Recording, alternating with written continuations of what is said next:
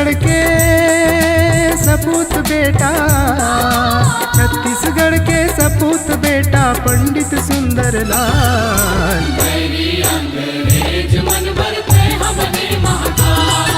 स्वतंत्रता संग्राम सेनानी पंडित सुंदर लाल।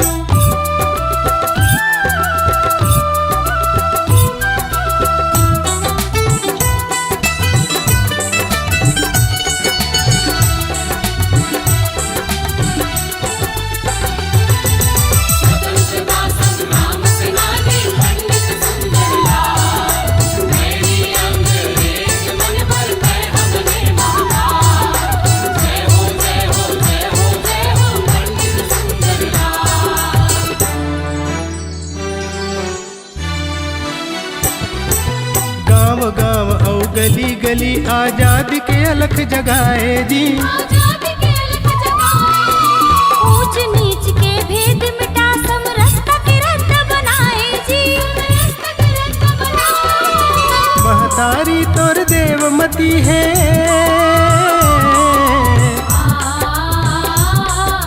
महतारी तोर देवमती औ पिता हवे जियलाल।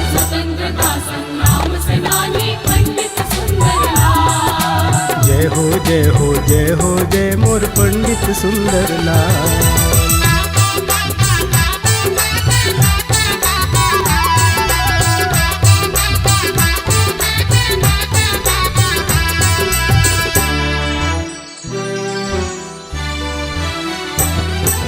आंधी बन के गांधी जी ला छत्तीसगढ़ मालाए थे।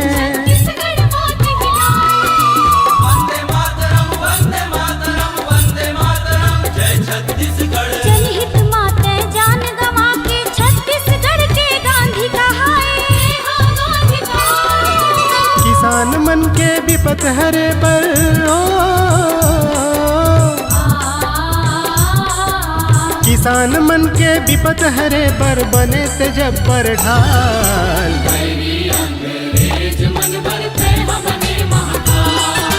तोर सपना के छत्तीसगढ़ हा सदा रहे खुशहाल।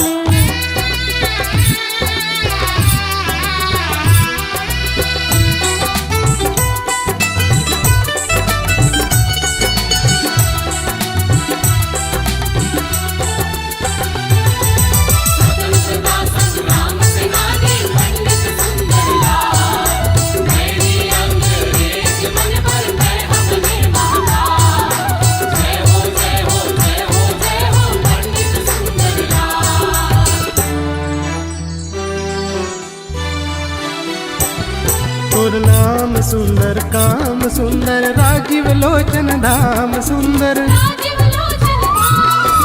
कलम ला तलवार बना के रचना रचते सुंदर सुंदर।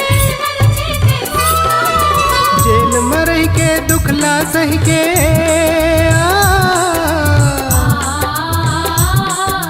जेल में रह के दुखला सह के जलाए ज्ञान के मसाल।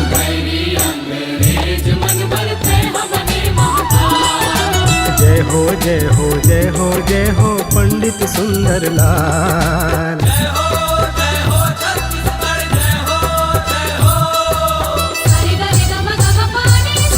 छत्तीसगढ़ के सपूत बेटा, छत्तीसगढ़ के सपूत बेटा पंडित सुंदर लाल।